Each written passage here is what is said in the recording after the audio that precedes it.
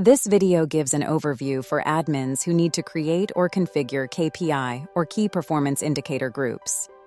KPI groups are displayed on the Run page for solutions.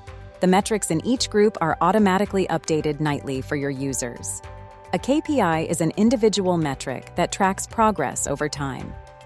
KPIs can be grouped together and then mapped to a solution. The KPI groups shown on a solution page can be used to measure success and identify areas for improvement.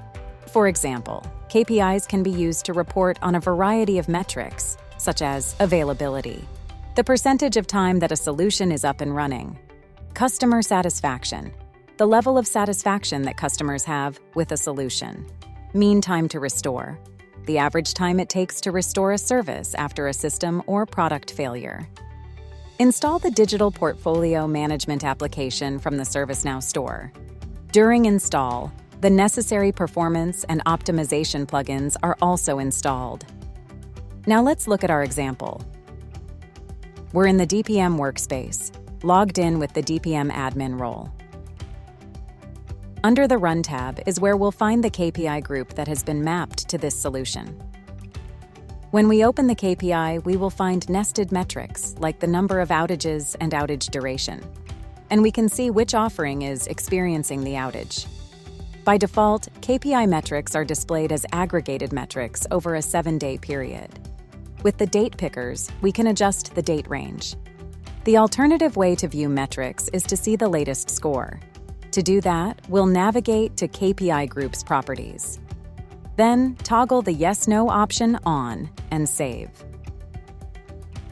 Now the Data from Date appears on the individual KPI card, and the date range picker is not shown. The number that appears in the metric is the last score, while the spark line shows the trend from the last 30 days. Next, let's explore the configuration options for KPI groups.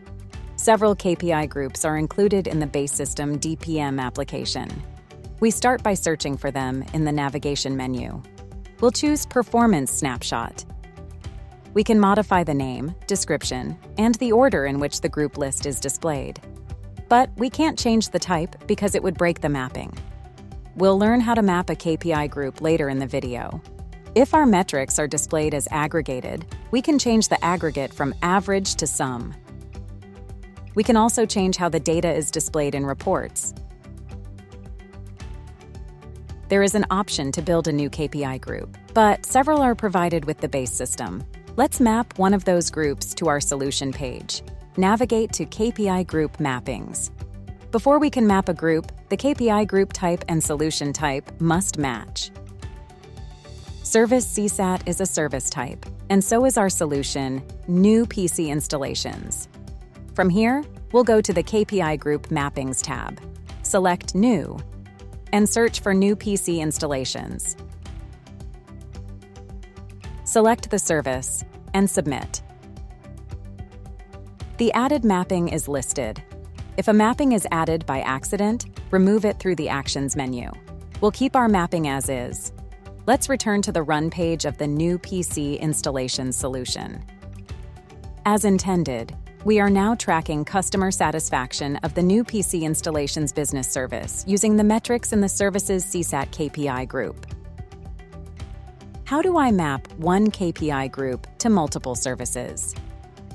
Let's say we need to track the Services CSAT metric throughout all end-user services in the enterprise portfolio. To do that, we'll need to create a new KPI group for Service CSAT. Instead of the services type, we'll use taxonomy nodes. Then map it.